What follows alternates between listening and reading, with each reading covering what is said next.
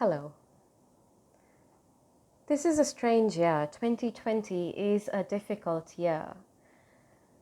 This global pandemic has changed life as we knew it, and we do not know what's coming next.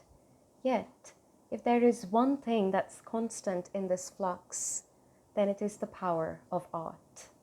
As they say, will there be singing in the dark times? Yes, there will be singing in the dark times. There will be songs about the dark times. আজ 25শে বৈশাখ। আমি কবিগুরু রবীন্দ্রনাথ ঠাকুরের লেখা একটি চিঠি আপনাদের জন্য পড়তে চাই।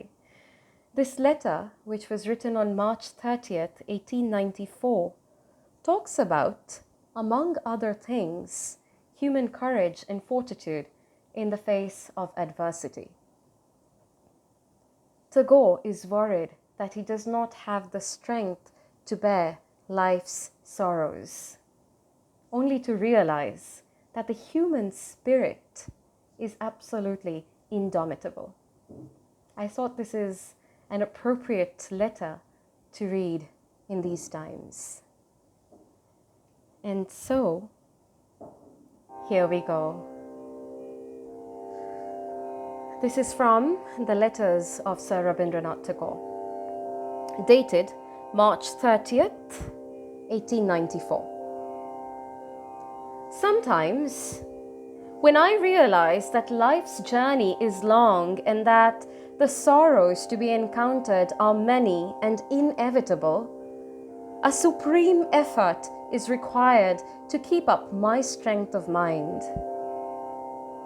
Some evenings, as I sit alone, staring at the flame of the lamp on the table, I vow that I will live as a brave man should, unmoved, silent, uncomplaining. The resolve puffs me up, and for the moment I mistake myself for a very, very brave person indeed. But as soon as the thorns on the road worry my feet, I writhe and begin to feel serious misgivings as to the future.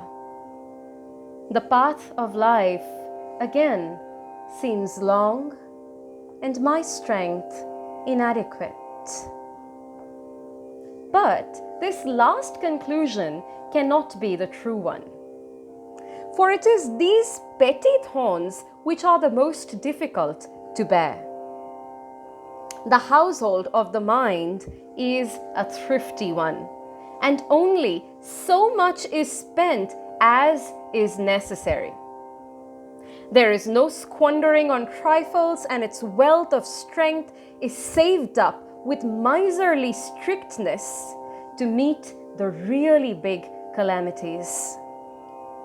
So, any amount of weeping and wailing over the lesser griefs fails to evoke a charitable response. But when sorrow is deepest, there is no stint of effort. Then the surface crust is pierced and consolation wells up, and all the forces of patience and courage are banded together to do their duty. Thus, great suffering brings with it the power of great endurance. One side of man's nature has the desire for pleasure. There is another side which desires self-sacrifice.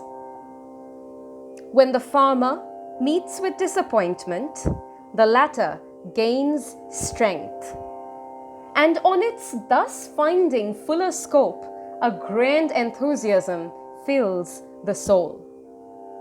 So, while we are cowards before petty troubles, great sorrows make us brave by rousing our truer manhood. And in these, therefore, there is a joy. It is not an empty paradox to say that there is joy in sorrow, just as, on the other hand, it is true that there is dissatisfaction in pleasure. it is not difficult to understand why this should be so.